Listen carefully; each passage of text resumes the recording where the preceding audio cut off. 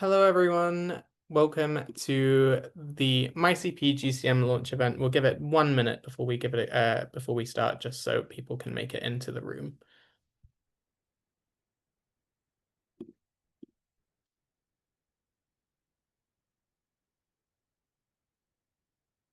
In the meantime, please feel free to introduce yourself in the chat, or type where you're from, what organization you're part of, and turn your cameras on uh, if you want to.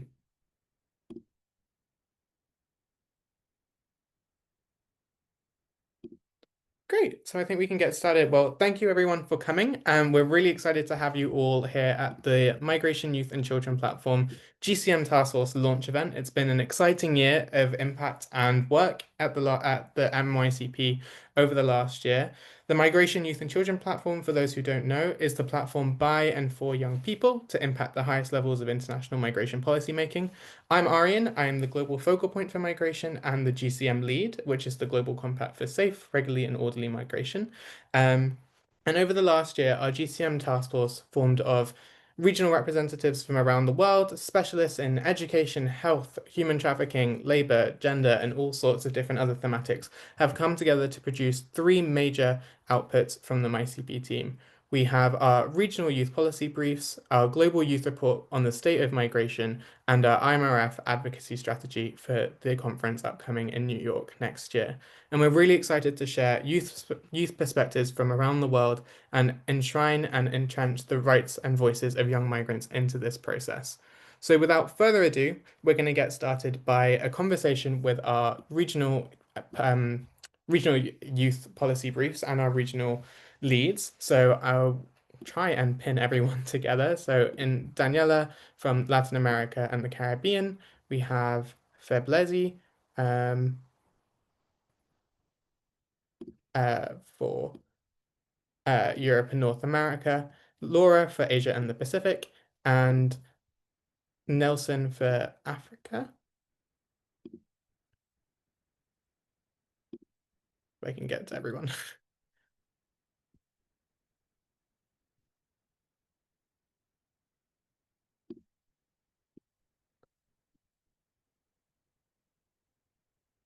Perfect. So thank you so much, everyone, for joining today's discussion. And we'll kick it off with a first question about could you please introduce the thematic priorities for your region and what were the main highlights from the consultation? So maybe I'll pass to Laura from Asia and the Pacific to kick us off. Great, thanks so much, Aryan. So for the Asian Pacific region, we had 6 thematic priorities that were identified as the base for the consultations. And that was firstly climate change due to the region's high vulnerability to climate-related hazards and its status as the region most impacted by climate-induced displacement worldwide.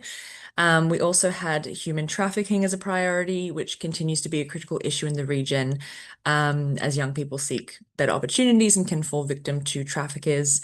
We had education, which emerged strongly as a priority due to its important role as a vehicle for young people to migrate abroad and shape their future opportunities. Fourth, we had gender, which is a cross-cutting issue shaping the experiences of young people. We had labor migration, which is critical for youth in the Asian Pacific region, as young people in the region are 5 times, excuse me, more likely than adults to be unemployed.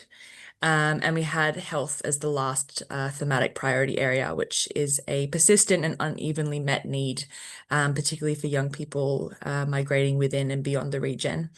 And the main highlights of the consultation series, I think, upon reflection, is that we had such a widespread sub-regional participation and also global participation.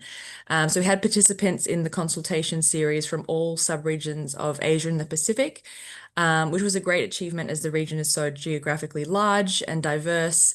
And we also had participants from young people living in other continents, such as Europe, who have either migrated there from the region or who work in solidarity with young people from Asia and the Pacific.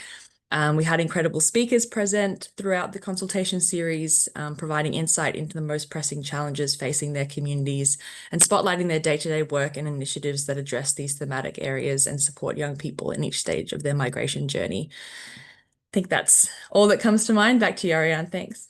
Thanks, Laura. Maybe over to Feblezi.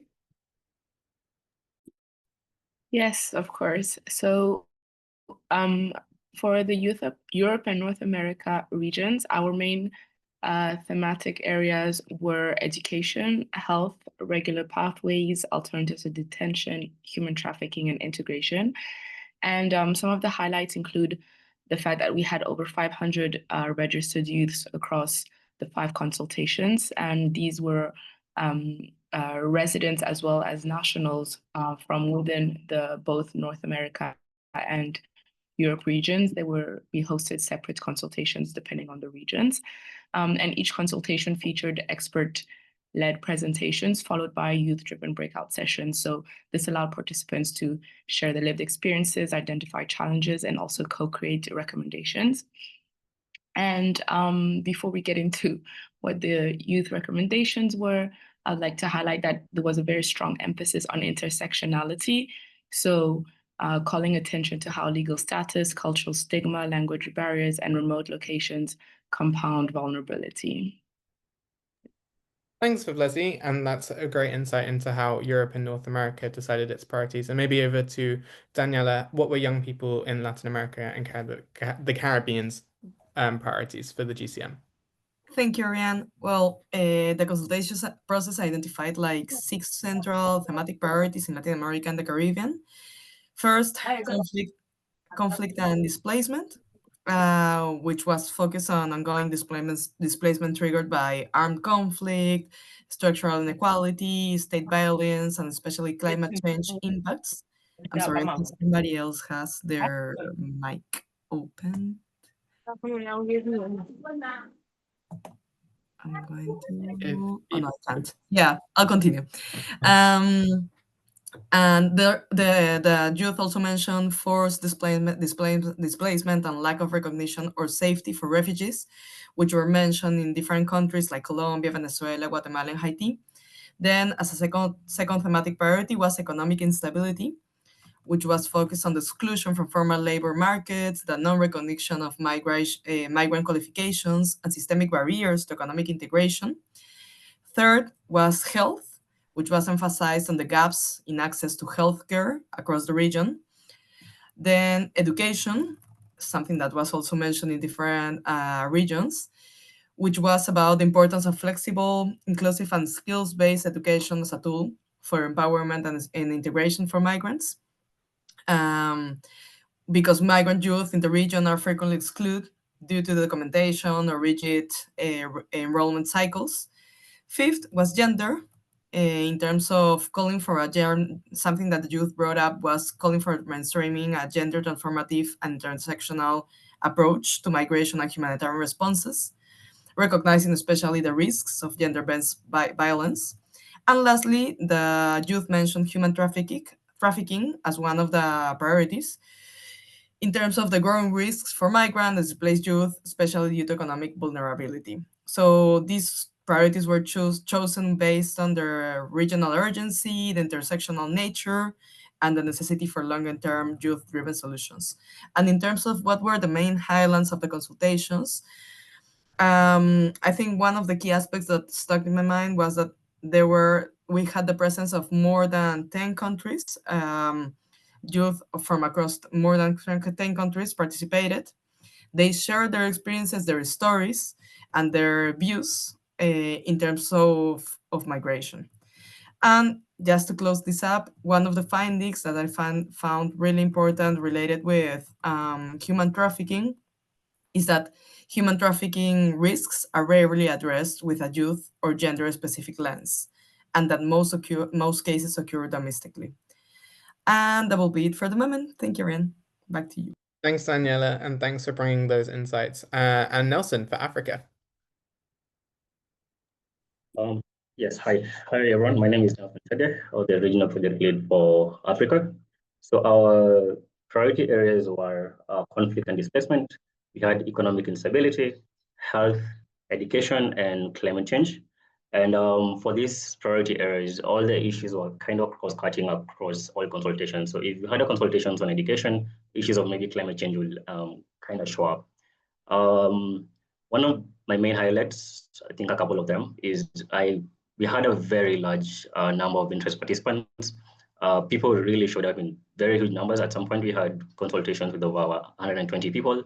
And what really stood out for me was participants came in with solutions, and these solutions were mostly based on lived experiences. So that was very interesting for me. That would be it for now.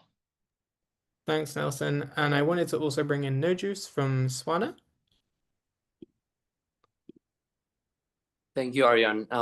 Good day, everyone. And please, first of all, excuse me for my camera. There are electricity issues here in Iraq, and which is also a reality that is experienced by a lot of young people in the region.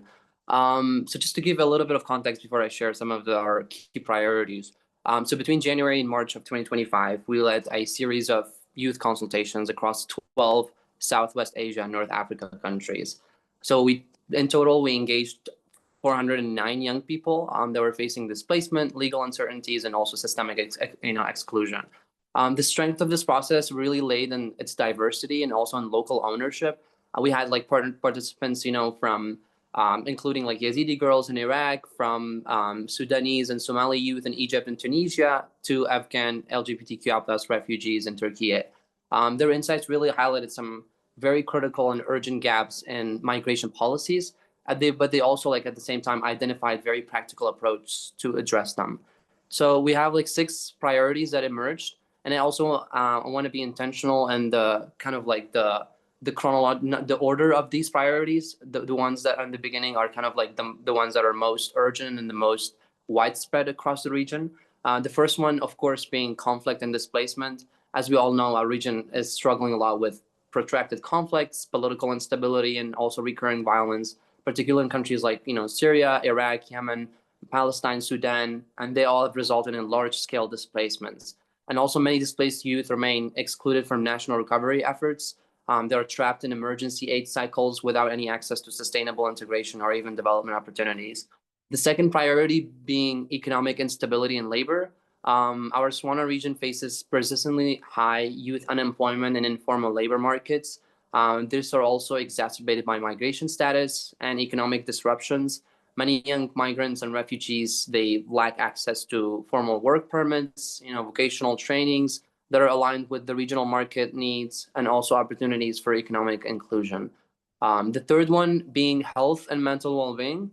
The healthcare sector across the region is very much overstretched and fragmented. Migrant and displaced populations are particularly underserved. Mental health services are very much scarce and stigmatized. Also, trauma being related to conflict and displacement remains under-addressed, especially for undocumented youth that are lacking legal access to care. The fourth priority is education. Again, conflict and displacement have disrupted education pathways for millions. There's a lack of harmonized credential recognition across borders. There's limited flexible and multilingual programs that prevent displaced learners from continuing schooling, which also, of course, deepens inequalities. Fifth one being gender, women's rights, LGBTQ+ minority rights. They face compounded vulnerabilities, again, due to restrictive laws, social stigma, limited access to tailored health, legal and psychosocial services. But at the same time, there are discriminatory policies and social exclusion that hinders their ability to seek protection. And lastly, and not least, we have human trafficking, unsafe and irregular migration routes being one of the biggest factors to it. We also have the absence of coordinated prevention strategies and safe legal pathways that, of course, increase vulnerability, particularly for displaced and undocumented young people. And I just want to close by the note that these priorities just reveal how deep and complex and overlapping these challenges are that young people face in the region, but they also underscore the urgent need for inclusive and durable. Thanks so much, No Juice. And I think there was so many similarities in the priorities chosen by young people across all the regions, and that reflects our constituency voice in our priorities for the upcoming IMRF, and I'm sure Larissa will touch on that coming forward. But now I want to turn to the recommendations. This whole process was about including youth voices, making their voices heard, but also giving their ideas and solutions in a constructive way to member states and stakeholders to take forward the implementation of the GCM as we look forward to 2026. So now from each of the regions, I would love to hear about what are the key youth recommendations that came out of your youth consultations, what were young people saying, how were they acting, and if there is one thing that you can summarize for stakeholders to take away from today, from all the consultations that we've done in the past year, what would that be, and what is that, and what is young people's message from the regions in that sense? So maybe I can start with Nelson from Africa. Thank you, Aryan. So we, as I mentioned, our issues were very cross-cutting. So we had recommendations that came from different priority areas, but it was also very hard to find the key recommendations because people had very unique ideas and unique solutions. So we were able to pick out from different people and come up with basically what was a key element of each consultation. So when it came to conflict and displacement, the main recommendation was that we need to have a displacement recovery mechanism to provide legal documentation and access to essential services for displaced youth all over Africa. We also had a recommendation on economic instability, which was there's a need for business and skills training access for migrant youth, which would basically focus on future-proof sectors like renewables and logistics. When it came to the health, the main recommendation was to have migrant-sensitive health systems, which mostly include issues of mental health and climate adaptation that is built within the systems. This was especially true when it came to the recommendations given to our LGBTQ session, where issues of sensitive health, access to sensitive health solutions was really raised. When it came to education, the main recommendation was having education reforms to center peace, climate resilience, and economic justice. Finally, we had a recommendation on climate, which was to build a regional youth climate hub, which would basically drive youth-led responses to climate-related migration and also influence climate policy within Africa.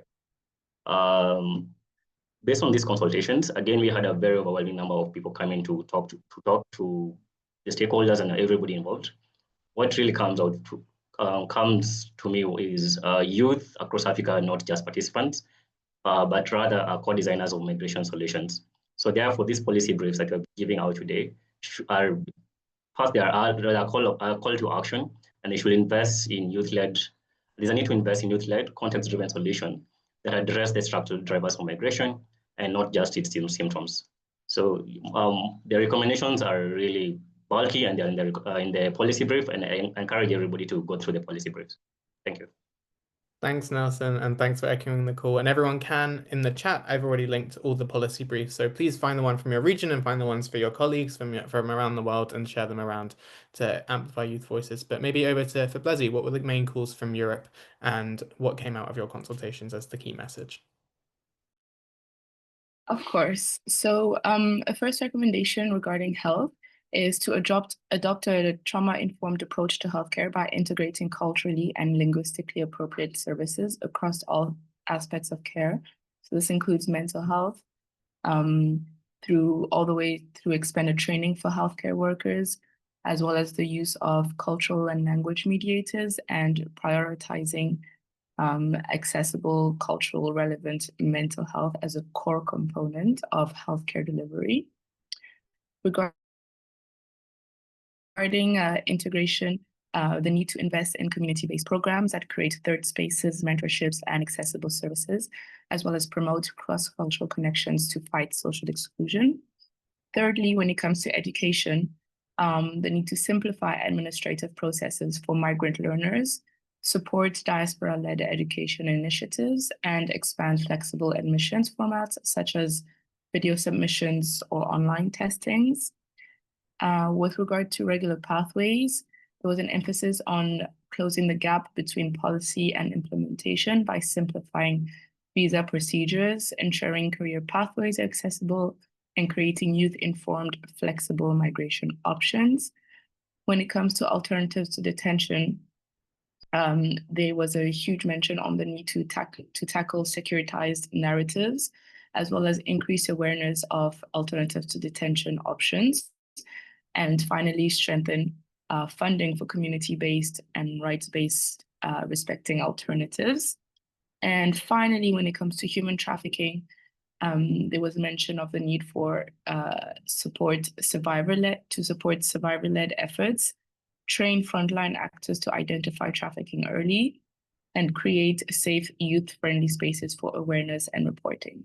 And to keep in mind is that these were the overarching priorities and recommendations, but when you read into detail, you can see also the identified differences between North America and Europe, which are quite drastic. So it's very interesting to read also to see exactly how these recommendations manifest in the different areas. And I think one of the main takeaway to take from the consultations as well as the briefs is something that MYCP has been repeating since its existence. It's that youth are not just stakeholders, we're solution makers. And basically, when given the space and trust, young migrants and diaspora youth can drive innovative rights-based migration policy that's grounded in lived experiences. So in all, our inclusion is not just optional, of course, it's essential. Thanks to Blazy, and thanks so much for sharing the European and North America side of things. And I mean, I attended one of two other consultations, and I was so impressed to see how many diaspora voices, and we kind of forget in that migration space, it's not only people who move, but people who have moved before, and they are part of our community. And MYCP really wanted to uplift diaspora voices, especially in Europe and North America, through this process. So thanks so much for doing that for us. And maybe over to Daniela from heading down the American continent to Latin America and Caribbean. Thank you, Ryan. Well, in terms of the key youth recommendations for Latin America and the Caribbean, first, for conflict and displacement, it was mainly focused on developing resilient and inclusive legal framework, as well as integrating climate displacement into response frameworks, and also increase access to education and prevention strategies in terms of investing in education in origin communities and establish prevention and protection mechanisms, particularly in high-risk conflict-affected areas. Then, moving into economic instability, the recommendations were focused on recognizing and regularizing migrant skills and qualifications, streamline processes for certifying both formal and informal skills, allowing migrants to work while qualifications are verified, for example. Then also enforce inclusive labor practices in the private sector, and support migrant entrepreneurship through informal networks. Third, for health, the recommendations were about guaranteeing universal trauma-informed and especially culturally sensitive care in a way that it will ensure healthcare is accessible regardless of status, with multilingual and anti-discrimination protocols. Then for education,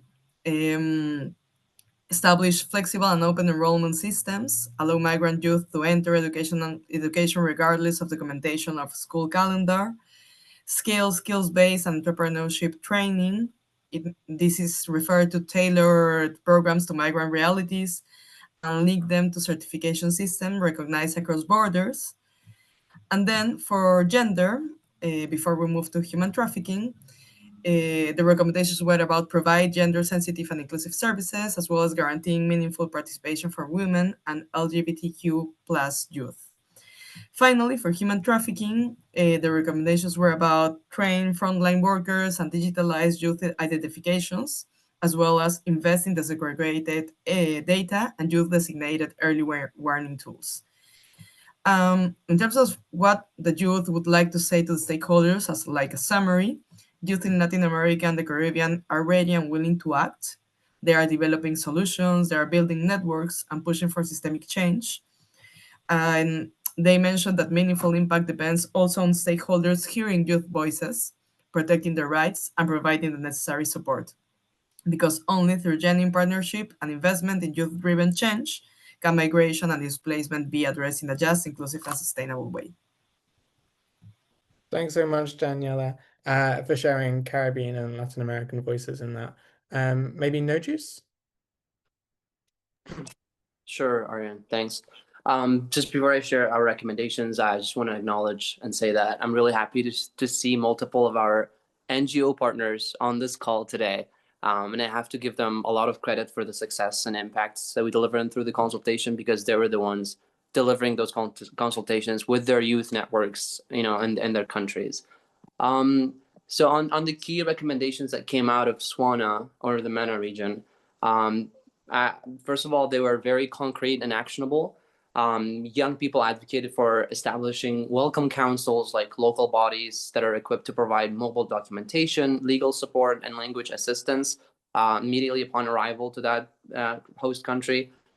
Addressing economic challenges, they proposed creating a SWANA economic empowerment compact that can link, vocational training with competency-based work permits that are supported by paid apprenticeships and microgrants for youth-led social enterprises that foster inclusion across migrant and host populations. When it comes to health, the emphasis was on integrating migrant health needs into national public health systems. So scaling trauma-informed psychosocial services through mobile clinics and telehealth platforms. For education, they recommended creating a SWANA education inclusion initiative that's focused on harmonizing credential recognition, providing multilingual bridge programs, and supporting gender. When it comes to gender and human rights, they recommended calling for the repeal of discriminatory legislation and the establishment of one-stop inclusive service centers that are offering reproductive health, legal aid, and psychosocial support that is tailored to women and LGBTQ+ migrants. And when it comes to human trafficking, young people proposed enhanced education on safe migration, youth-led prevention networks, 24/7 hotlines, and also accessible legal migration pathways. If there's anything, I would say the most important takeaway that stakeholders should have from those consultations is that young people across the region are not passive beneficiaries. They are actively addressing migration challenges through science, innovation, and entrepreneurship. They're developing telehealth solutions to deliver mental health support. They're creating mobile applications to link migrants with legal services and job opportunities. They're also establishing cross-border social enterprises that strengthen economic resilience. The consultation process didn't just, create that youth leadership, but it just gave a platform and a voice to a lot of the young people that are leading change on the local levels. And also, I would say the critical next step for governments, donors, and international agencies is to recognize young people as essential partners when it comes to migration governance by investing in their future, involving them in policy design and implementation, and also integrating their innovations into mainstream migration frameworks. Over to you, Aryan. Thank you. Thanks so much, Nojus. And yeah, I just want to echo the call for the incredible youth organizations that took part in our SWANA consultations.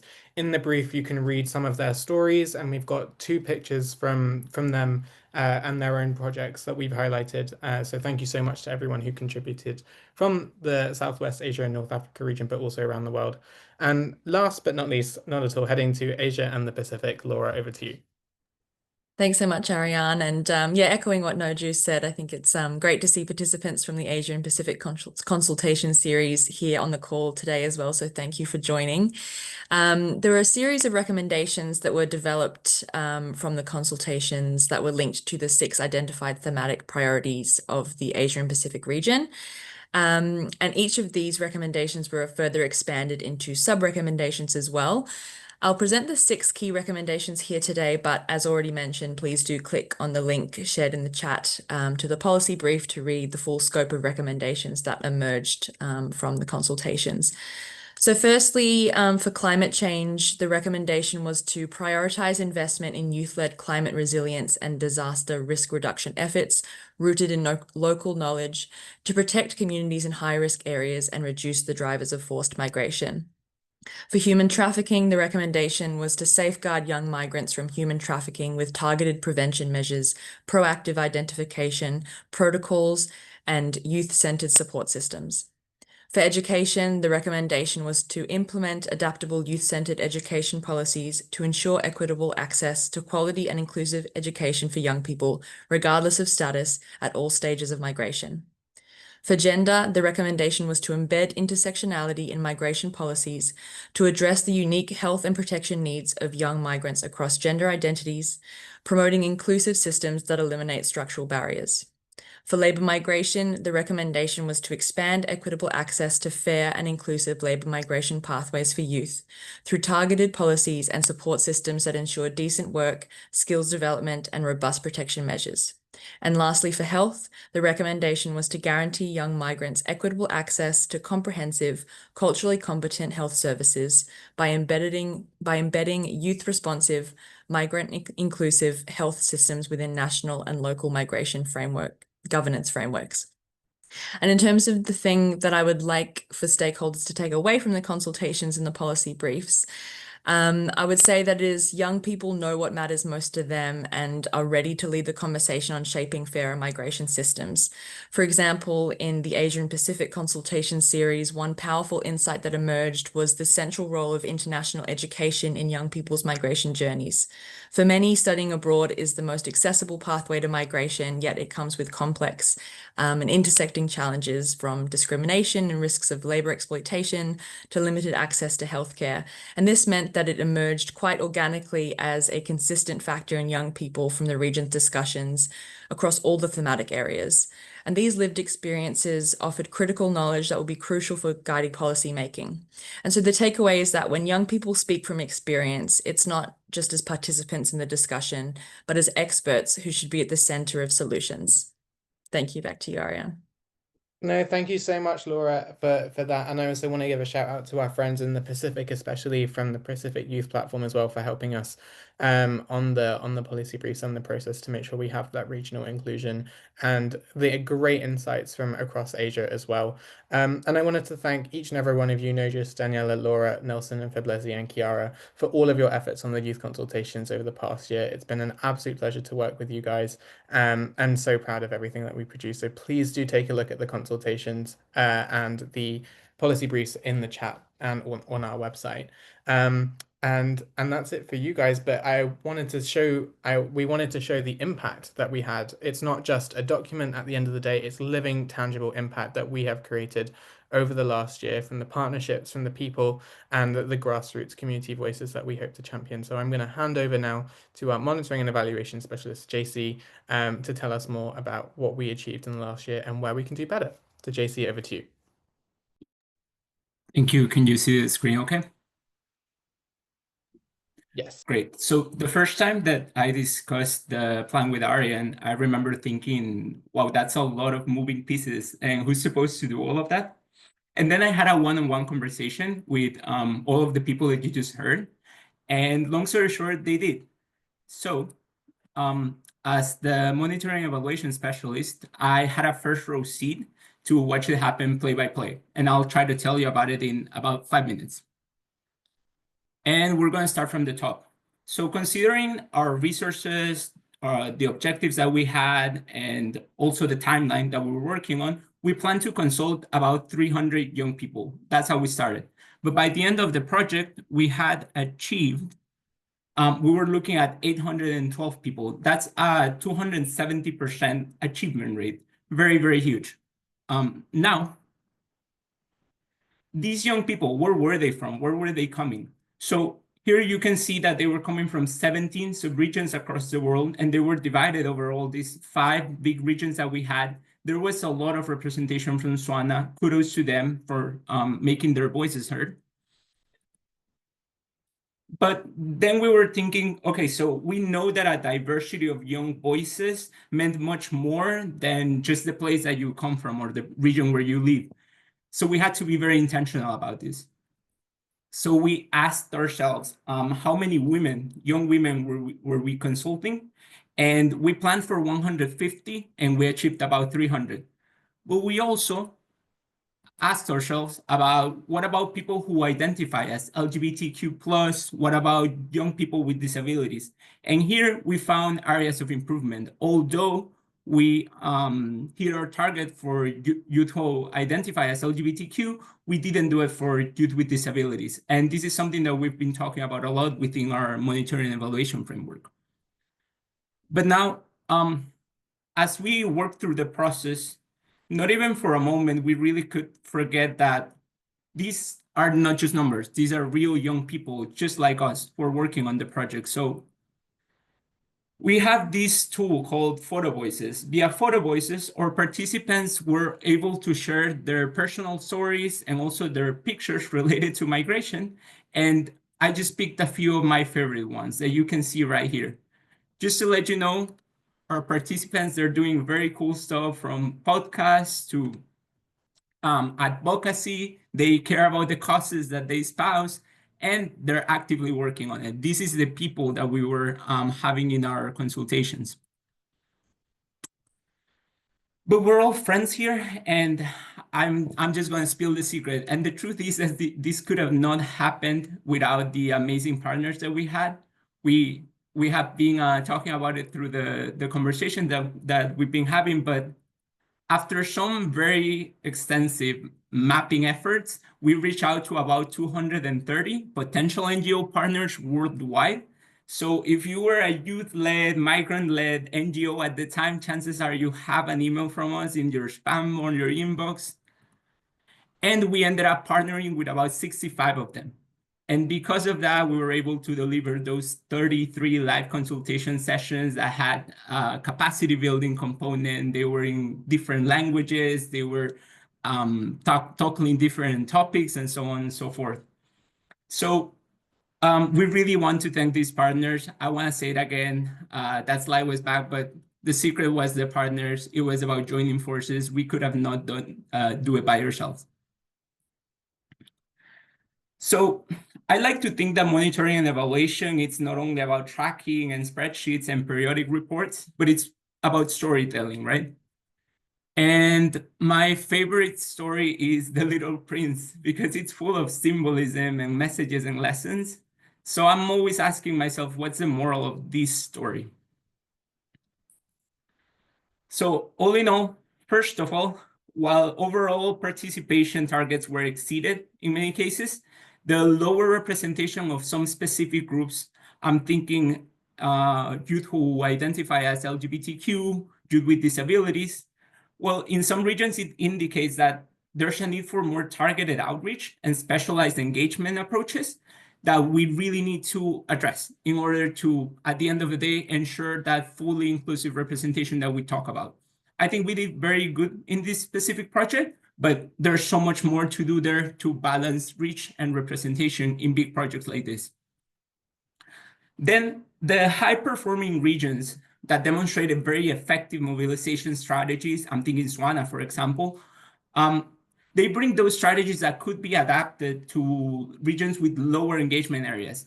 While these regions with lower engagement, they can offer very interesting insights into what are the structural barriers that need addressing when we're talking about consultations, when we're talking about youth and amplifying their voices. Lastly, I'm not going to go into much detail regarding this one, but there's demand. There's demand for the work that we do. There's demand for young people wanna be heard, and there's so much more to do in here. We have about 20 pages of monitoring and evaluation reports, but this is a quick 5 summary into it. I'll take 5 seconds that I don't have to thank my team because it was a pleasure to work with you all. I'll also take 5 more seconds to thank our partners because you were amazing in this and we could have not done it without it. And right now, all eyes on IMRF. I know that Larissa will talk more about it. And just with that, I wanted to thank you. And please don't forget to reach out if you haven't already. Back to you, Aryan.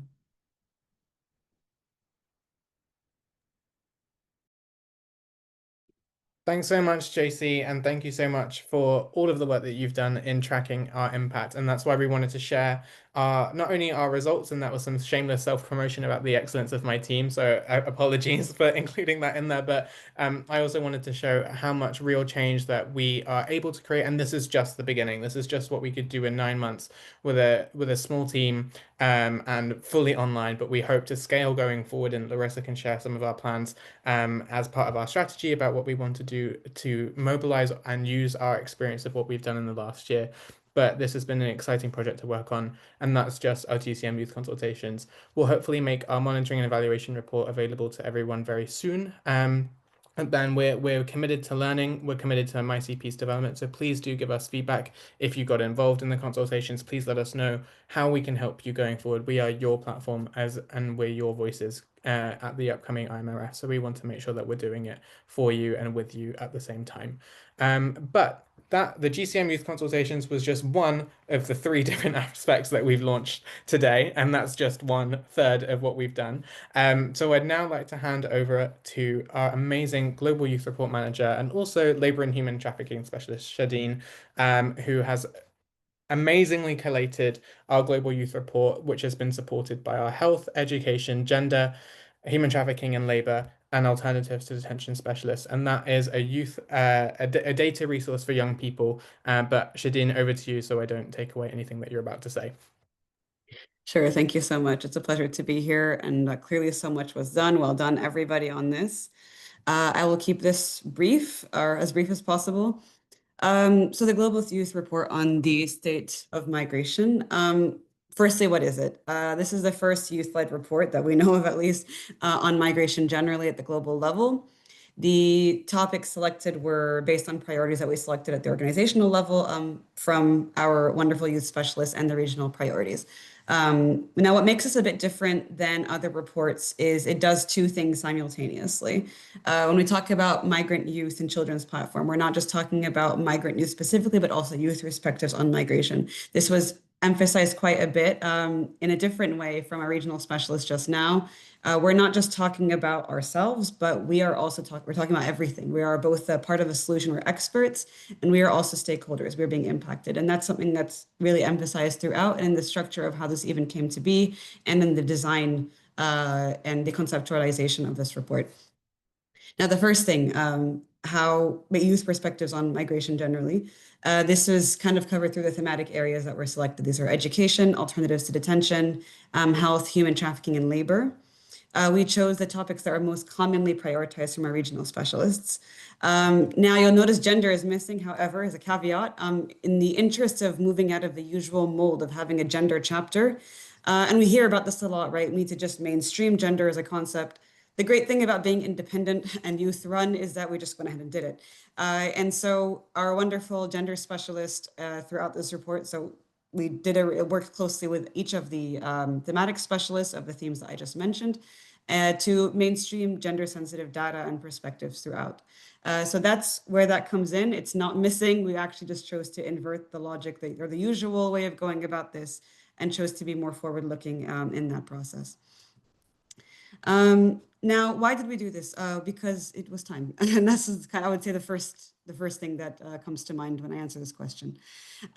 We've been lacking something comprehensive for a while with the perspectives that we have here and the wonderful diversity of stakeholders involved in MYCP. We just went through all of this. I don't need to repeat, of course. This was, it was the wonderful space to go ahead and do this and move forward with this. We want to show what we know and what we don't know. I think this was the main thing, the main takeaway from this report. Now, what we know a lot, what we hear about a lot is this lack of data. I think every consultation process we talk about that we don't have enough concrete information. What we aim to do here is, firstly, we don't wish to show that this is comprehensive by any means. It's not a comprehensive report at all. What we want to do instead is to show, firstly, what data we do have, and then also the limitations this might have. And then the recommendations as well that we can make at the global level, what this is limited by, and what do we really know? Now, the good news is, this might be some repetition here, forgive me for that, but there is a lot that we already could learn.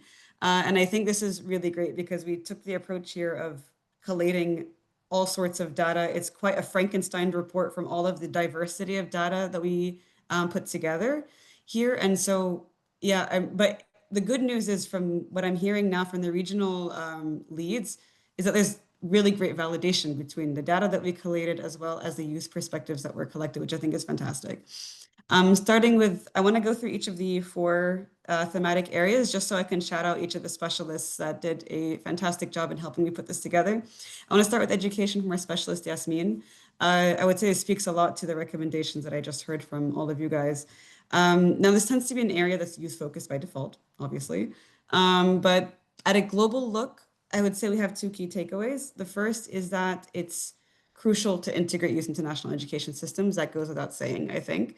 But something else that was brought into the data that we managed to collate, not collect, but collate, is on the power of non-formal education. Now, there's two things here is or the main thing rather is recognition, firstly of non-formal education and secondly of qualifications. This is a problem, especially for refugees, and even more so in Europe, for instance, where pathways for certain professions are quite rigid. So this means that there's lots of education loss, lots of knowledge and skills of refugees and migrants that are lost in this process of migration. This is crucial not just for youth development or for the development of their host country, but also for later access to decent work opportunities. Now, this is strongly linked to human trafficking and labor. This was written by yours truly, as Aryan mentioned earlier. Lack of opportunities create this dual effect, of either being trapped into dubious work situations involuntarily or voluntarily signing on to exploitative working conditions due to lack of opportunity. Now, this is, of course, also global. Nujus mentioned quite a bit on the Swana region, and I wish to also go back to this example. We see this especially in the Swana and East Asia regions where sponsorship systems prevail. These are legal, they are not dubious contracts, also often it's quite transparent, but these create conditions that facilitate exploitation, that even if it's not actively, like there's not an active lie that facilitates the trafficking, it can then become a dubious exploitative situation. And this is especially the case for women and girls who are more prone to sexual exploitation in these processes. So they're more likely to be trafficked or to be exploited for those reasons. Now, what we get from this is equitable policy needs to be created not just to strengthen already existing power imbalances, but to also make sure that youth are not prone to these forms of exploitations. Laura, I think, talked about this quite a little bit in her intervention on human trafficking. We move on to health from here. I want to shout out our health specialist, Hadi, as well. He wrote a very comprehensive overview of the varying dimensions that impact health outcomes for youth migrants. This includes climate change, conflict, sexual reproductive health care, COVID-19 is an example of a global health crisis, and so on. Yes, this was all covered in the matter of a few pages, and he did a wonderful job of bringing together very diverse data sources and diverse perspectives from academia, from grey literature, and so on. This chapter calls for culturally competent and age-sensitive and gender-sensitive care that does not penalize migrants for status, crucially. We finally move on to detention from here as a practice that's still widespread. Our specialists, Tatiana and Gabriella, wrote that this chapter emphasizing practices that promote alternatives to detention, our final focus here. This centers youth and children's rights in policymaking and centers as well community-based solutions. Now, this one, I would say our approach was slightly different because even more than the other areas, I think there's even less information that we could gather because detention data, of course, is not really globalized and it's not necessarily shared, even if it is globalized and so on. So it's hard to make a general estimate on the scale of this issue, but we do know that it's quite common, and therefore, youth and children are also very much impacted by it. And for this reason, this section highlights good practices and evolutions in approaches to child-sensitive policymaking and community-based solution. Now, how can this accelerate youth-led action? What you see from what I said from the beginning, this was a successful attempt, I hope, to collate varying data that's available on youth and children migrants or migrant youth and children, as well as youth perspectives on migration generally. Now, we did not explicitly include recommendations, but of course, given who we are, they kind of came through anyway. In my summary of these chapters, there are, and you will read them hopefully you do, you will see that advocacy comes through even in the data that's being shared and in the conclusions and moving forward from each section. We do note that there's not only missing data, but of course also the data reveals clear recommendations. Now, what I hope that we can take away from this is firstly its comparative nature. In the interventions just now from our regional specialists, we see a lot of similarities, of course, in the different regions. This is not to say that everything is generalizable, of course, but youth action in areas that do have great data now have also a very good reason to form alliances with areas that don't have good data. For example, this is a great time to then go ahead and form more trans-regional alliances because a lot of our priorities, as you see, were quite similar throughout. So we do see that there is Of course, differences in how this can be addressed, but quite similar concerns anyway that emerge. Secondly, and this is probably the strength of this report more explicitly, is that this forms the baseline for future research and data collection. Now, we want this to be a pilot. It's supposed to be a baseline. We want you to talk about what is mentioned. I mean, of course, do praise, but we also do want you to talk about what's not being mentioned. We want you to talk about the flaws. We want you to talk about the data that's not there, that's not available. That's welcome. This is not we welcome this critique. This is actually part of the point, because this was an attempt to put everything together that we could find, to the extent possible, of course. But what we want to show is, yeah, what's missing. And so we hope this is a way that we can advocate for a more substantial, comprehensive global youth report that is not only a compilation of data, but also crucially centers youth migrant perspectives in this process. And in that, very related to it, I want to reemphasize, and following everybody in what they were saying already, youth and children are key agents of change in this. We see that they're severely impacted by policies that are not considerate of them. The data and the way they're kind of moved through systems is a reflection of that. We hope that this report shows that investing in youth and child-centered infrastructure policy, and crucially knowledge, this is the key thing here. We hope that this shows this is key for our sustainable development and for future agendas on development. And from there, I think I've hit my 10 minutes. I will move on back to Aryan. Thank you so much for this, and thank you and congratulations to everyone on everything that was achieved. Thanks so much, Shadin, for all of your work on the Global Youth Report, and thank you to all of our specialists for collating. The amount of data that we have was a lot, but still not enough.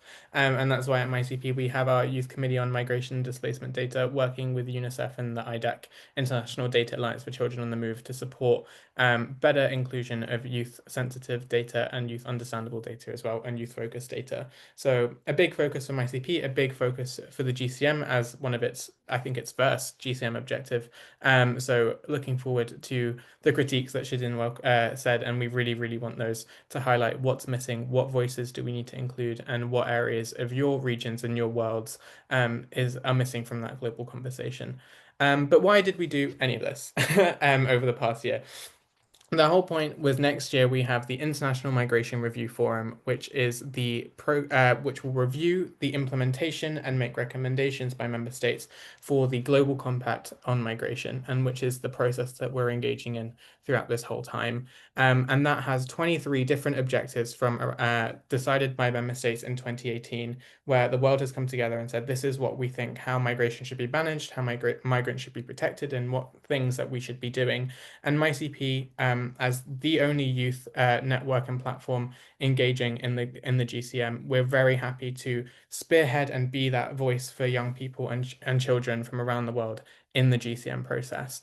And earlier this year, our constituency decided our GCM priorities for the upcoming IMRF, and these are the ones that we'll be heading to New York with, alongside all of those regional policy briefs, alongside the Global Youth Report, to present to member states, to stakeholders, and to civil society, and to other young people. This is what the data says, this is what young people are calling for, and this is the change that we can make together. So without further ado, I want to hand over live to New York to Larissa, who is our International Engagements Director and also being the strategy lead for the IMRF. So Larissa, over to you. Yeah, of course. Thank you so much. I am the lucky person who got to interview every single person that you just heard talk, which was a really great experience. So I am excited to show you guys the results that I've come up with. I do want to premise all of this that there are a lot of acronyms, and I'm going to try to make sure to define all of them. So like Aryan just said, whenever you hear IMRF, that is referring to the International Migration Review Forum. And we call it a review forum because that is when you are reviewing the GCM, which, as Aryan also said, is the Global Compact on Safe, Orderly, and Regular Migration. So it's really when all the member states come together in New York and think about, what are we doing well on the implementation? What are we not doing so well? And so my job was to think about, how can MyCP position ourselves at this review forum? What can we do to make sure that migrant youth voices are a priority there? And so I came up with both an external and an internal strategy docs. The internal one, you guys will not be seeing. You can get a sneak peek at the executive summary. It is 50 pages. I promise you that you do not want me going through all of this, but I will be going in through in depth to the external strategy. And I do want to I love flowcharts, so I want to create this flowchart so that you guys can all see how we got here. So think of this almost like an inverted pyramid. We started with these regional youth policy briefs, which were presented first, and that was done with the 5 regions and actually consulting young people, the hundreds of young people. From there, we then went down the pyramid a little bit to get this global youth report, which was focused on themes as opposed to regions. So we're going from all of the youth voices to then the themes. And from there, we are creating the youth priorities for the GCM, which is like the bottom of the pyramid. How are we actually framing ourselves in a 3-page document that is taking into account all of these hundreds of youth voices, all of these thematic priorities that we have. And that is what I have created and which I will be presenting to you today. So the International Migration Review Forum advocacy brief, it is called the Youth Priorities for GCM Implementation, and it is very much based upon, like I said, what has been done in the youth consultations, what has been done in the regional youth reports, and each section of these youth priorities corresponds to the thematic chapters that was just presented about the Global Youth Report. So before we jump into what we're actually talking about in terms of the priorities, I do just want to mention what our #1 goal is. In the GCM, paragraph 44 specifically does not mention youth as a stakeholder. And MYCP is the youth constituency for migration. And so this is a very, very big issue for us. And so in the Progress Declaration of the 2026 IMRF, which is basically the document that member states come up with for how things can be better, MYCP is specifically recommending that we recognize youth as a stakeholder. So that is our #1 main goal that we do want to see come out of the 2026 IMRF. In terms of thematic priorities, though, I want to go through a little bit one by one for what our priorities are. And as was just said, please, if we're forgetting any priorities, put it in the chat, make an intervention. This is just what we have come up with through our consultations and also through our external research. So the first priority is education. We want to secure the right to inclusive quality education for migrant youth at all levels. And how do we actually suggest that member states do this? First of all, we want to make sure that the right to education is guaranteed in national legislation, making sure that national constitutions have this in it. We want to make sure that there is investment in early childhood education and care, not just looking at the higher levels, but also for children from the very start, and making sure that these programs are culturally relevant and not only taking into consideration the culture of the host country, but also those who are coming into the country. We want to, of course, bring in gender, make sure that primary and secondary education is gender responsive, is flexible, and is linguistically inclusive, to make sure that women and girls who are disproportionately affected by not being able to access education are able to be included in that. And we also want to make sure that the data we're collecting is sex and age disaggregated. We also, as was mentioned, looking at technical and vocational education training. So making sure that education is not just seen in one way, expanding access to higher education for young migrants and refugees through things like scholarships, recognizing prior credentials, and admissions policies that actually consider students who may not have formal documentation. And lastly, support and scale non-formal education as a pathway to labor, recognizing that it's not only through college that you can get into the labor market. Secondly, we'll look at alternatives to detention, and our main goal is ending child immigration detention and scaling community-based models instead. We want to make sure that states by law are prohibiting immigration detention. We want to scale community-based alternatives so that children can live in supportive environments with their families until their legal status is resolved. We want to invest in NGO partnerships. This can include psychosocial support, culturally appropriate housing, so that children and youth who are in these situations are supported.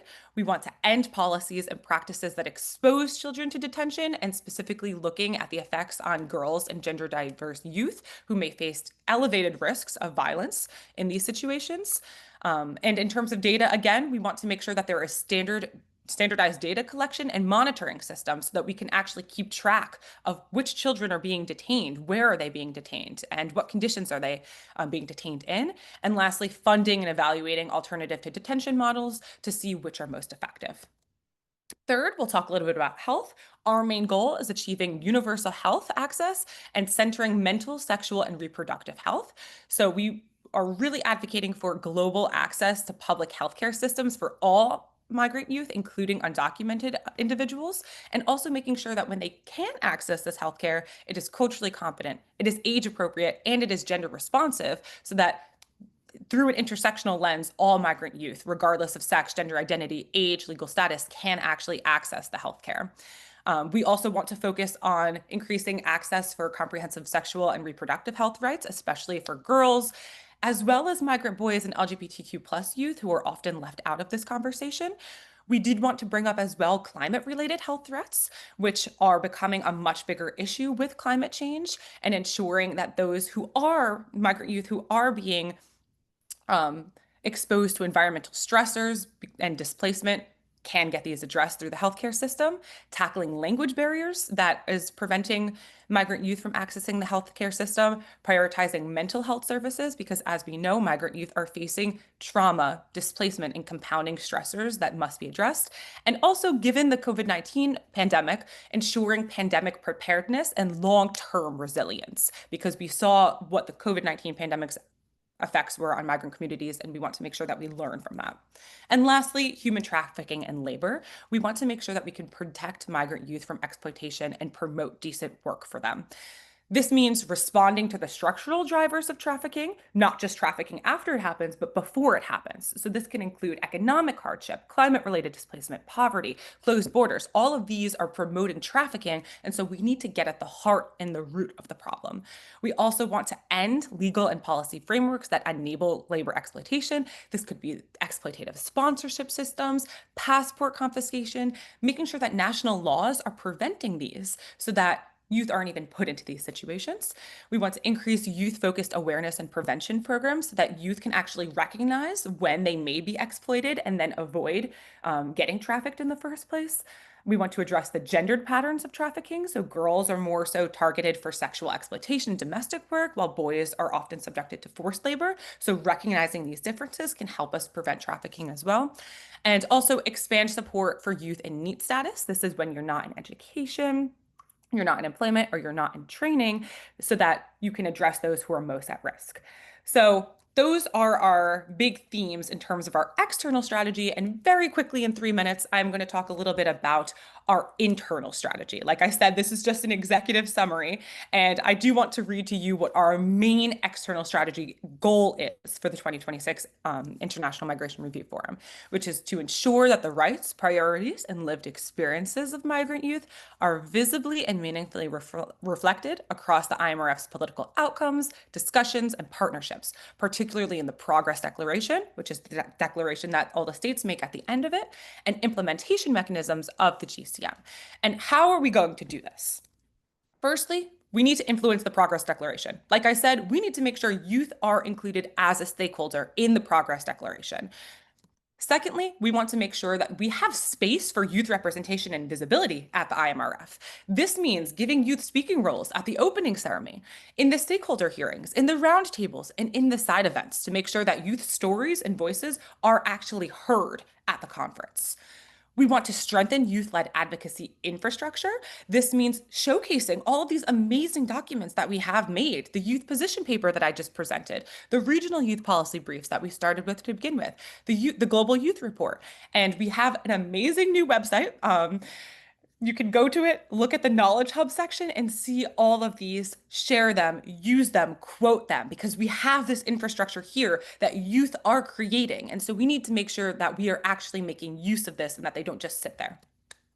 Fourth, we need to build grassroots movement power, which means mobilizing and connecting youth advocates from across the region across regions across the world on a grassroots level, particularly those from the global south, from underrepresented and marginalized communities. We do have some ideas for how we can do this, but I won't get into them, but definitely be on the lookout because this year we hope to have some very exciting initiatives to have more representation of grassroots communities. We also want to make sure that we are holding states accountable. A lot of times states go to the regional review forums. They say all of these things about the great things that they're doing for migration when we know the reality on the ground, it is not so great. And so we want to monitor what states are saying. We want to document what states are doing. And we want to make sure that we are holding them accountable for the things that they are promising to do, but they're not actually following up with. And so again, we have some fun and exciting initiatives for how we can hold states accountable and how we can monitor this through maybe doing a youth assessment. So definitely stay tuned the next year to see how you can get involved in that. And very lastly, we want to make sure that we are strengthening strategic partnerships. Everyone mentioned partnerships, and we want to make sure that we are continuing to do this with civil society allies like the Civil Society Action Committee, the NGO Committee on Migration, with UN agencies such as UNICEF, which I saw is in this call, with UN Women, with UNDP, the UN Network on Migration. We also want to make sure that we're involving our partnerships with champion countries, academic institutions, grassroots youth networks, and all of you guys on this call. It is all about making sure that we are coming together on this. So that is the end of my presentation on the internal and the external strategy documents. If you have any questions at all or any recommendations, concerns, please bring them up or feel free to email me at engagementmigration@unmgcy.org. So thank you so much for that. And I will hand it back over to Aryan. Thanks, Larissa, and thank you so much for sharing our priorities for the upcoming IMRF. I'm very excited to get started on working with them. And also what we're doing, Larissa just presented, I think, the tip of the iceberg about what we have planned internally to really get this started. And I think I want to echo what she says. We want to connect your voices, and especially those of young migrants and children on the ground, to this global process. It ultimately is the policies that reflect your life and the policies that affect your life, and we want to make sure they are co-created and shaped by you at the end of the day. And that's everything. So that's our youth policy briefs, that's our global youth report, and that's our IMRF advocacy strategy and our advocacy brief going forward. So I hope you can take that all in. Please, they are all available now on the MYCP website. I also want to flag on the MYCP's YouTube, we have all of the capacity buildings and learning and development sessions that we hosted alongside this. So to complement our global youth report, in each of the 4 areas of priority on health, education, gender, human trafficking, and labor and ATD, we've done a global capacity building session that happened earlier this year. All the recordings from that are available on the YouTube, so you can go and watch them in your own time and share them with your communities to help your learning and development in those technical areas. And I now want to invite any reflections from the floor about the work that's been conducted, about what the situation is on the ground.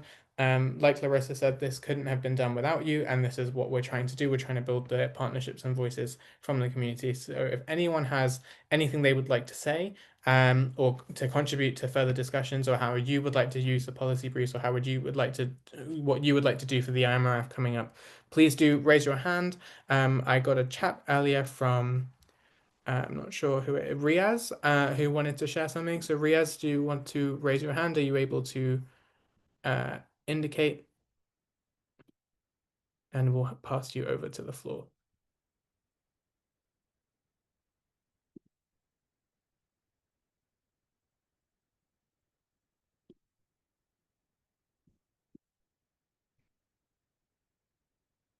Riaz, are you here?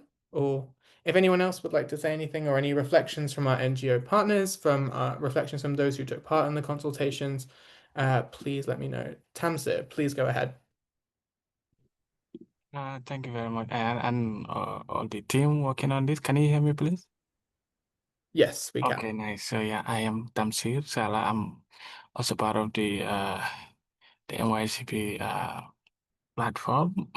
Also part of the global coordination team of Yongo, and part of the steering committee on the climate steering committee of the migration, the Joint Council for the Welfare of Immigrants, a UK-based organization. So I just want to quickly also reflect on the importance of including in our reflections and policy framework on discussions on the human mobility aspect, because it's really important, because I followed negotiation within the UNFCCC, but the issue about human mobility due to the climate crisis is not really widely reflective on the negotiation. So it's really important to also intensify some of our advocacy and policy recommendation framework on that aspect to ensure migrants who are moving due to the climate crisis also have this protection and also some of this opportunity given to other migrants who are like refugees, because most of these migrants who are moving due to the climate crisis doesn't have refugee status, but they're also migrants as well as other migrants or people who are fleeing due to war or conflict in their communities and countries. So as Migration Youth and Children platform, we can also intensify our efforts and advocacy in those areas to ensure at least to have some collaboration with youth network like Yongo, for example, within the UNFCCC and other framework within the UN Convention. So yeah, thank you very much. Thank you so much, Tamza, for that. And yeah, we had some good news from the ICJ advisory opinion yesterday in paragraph 378, recognizing environmental factors and environment and climate change as a driver of forced displacement and migration. So our climate mobility team is working hard on utilizing that for their upcoming declaration. So thanks so much for sharing those. Riaz, I see you now. So Riaz, over to you. Yes, thank you so much. Hello, everyone. Let me a little bit to introduce myself. So my name is Mahmoud Yes, and I'm a Rohingya youth living in Cox's Bazar, Bangladesh. I was born in Myanmar, but forced to flee with my family due to ethnic persecution. Life in the refugee camp is extremely challenging. We live in our crowded shelter and have no access to formal education and face daily risks from armed groups and even local authorities. But despite this obstacle, I have not given up on my dream. I work as a mentor, as a youth mentor under the UNICEF education sector, and I'm also the founder of a community-based youth organization inside the camp. We don't receive any funding, but we Rohingya youth work together with a commitment and passion support each other, education shelter, guiding team, and spreading hope in a place where hope is hard to find. So sorry. I also went to I also went to appreciation the diverse work of everyone here, from those tackling economic challenge and trafficking and kidnapping to those working in education, public health, and youth empowerment. Your effort are saving lives, mostly in the world largest refugee camp of Oxford, Bangladesh. And I believe that meaningful youth participation on the global impact for migration is not just important. It is essential. Youth should not only be consolidated, but included as a partner and leader. I speak today not only for myself, but for thousands of the Rohingya youth who are currently living in the world largest refugee camp of Oxford, Bangladesh, and who are waiting not for charity, but for the opportunity. As myself, I was got admission in a UK university, but as a vulnerable Rohingya refugee, the university rejected me. As I am a refugee without any documentation, but I never give up. And thank you so much for giving me this opportunity to share about my story and to talk about for my people. And thank you so much.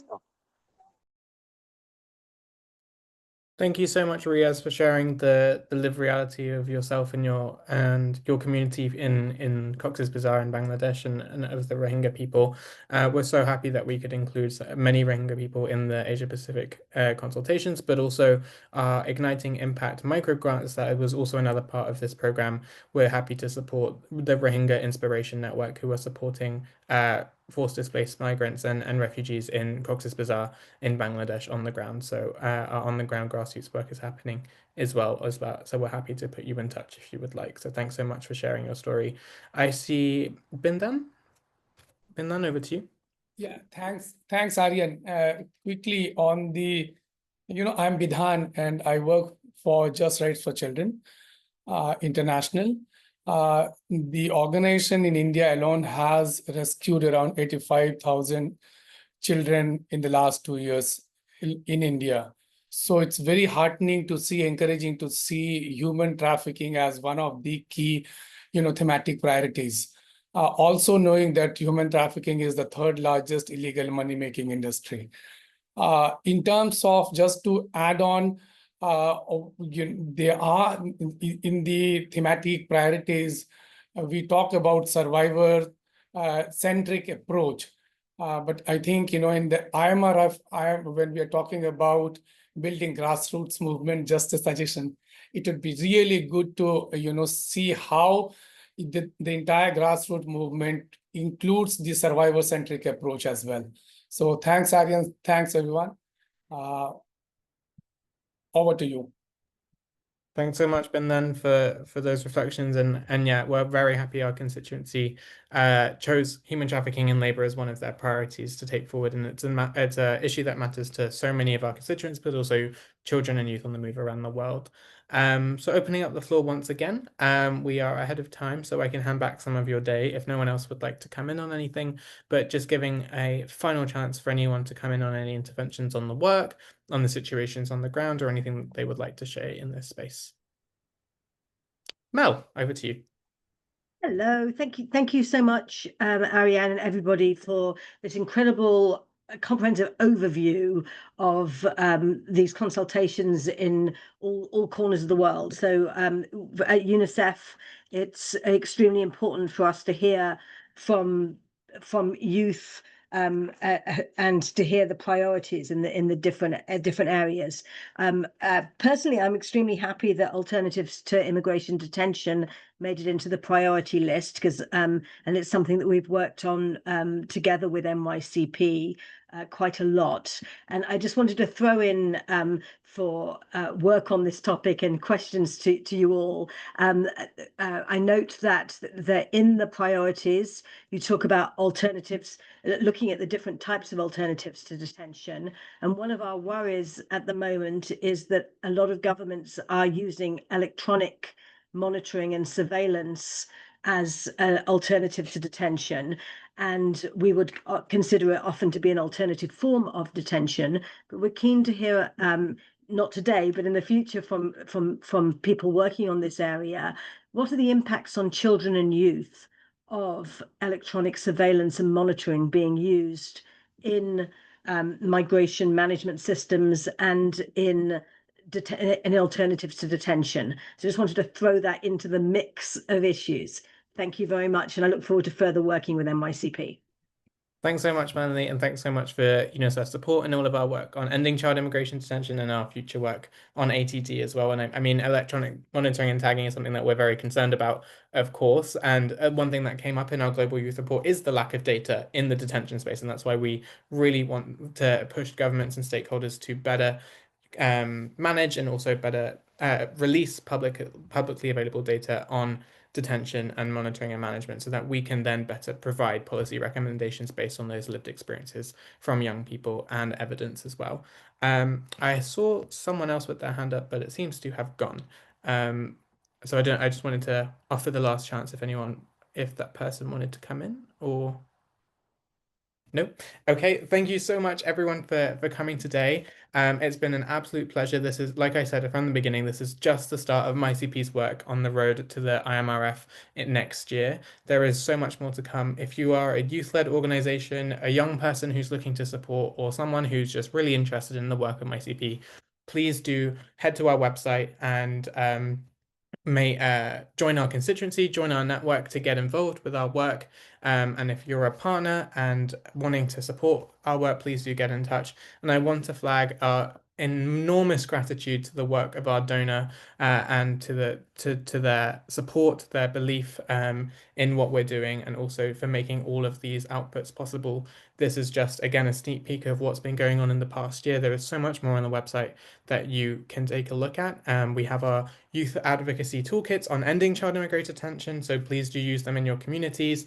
We also have our Igniting Impact micro grants. We also have our learning and development capacity buildings, and also all the other voluntary work that we've done at MyCP. So on behalf of the whole Migration, Youth and Children Platform team, thank you so much for your support, and your engagement in this process. It's been nothing but a pleasure, and we are very looking forward to taking these priorities forward to the next International Migration Review Forum. Thanks so much, everyone, and have a lovely rest of your days.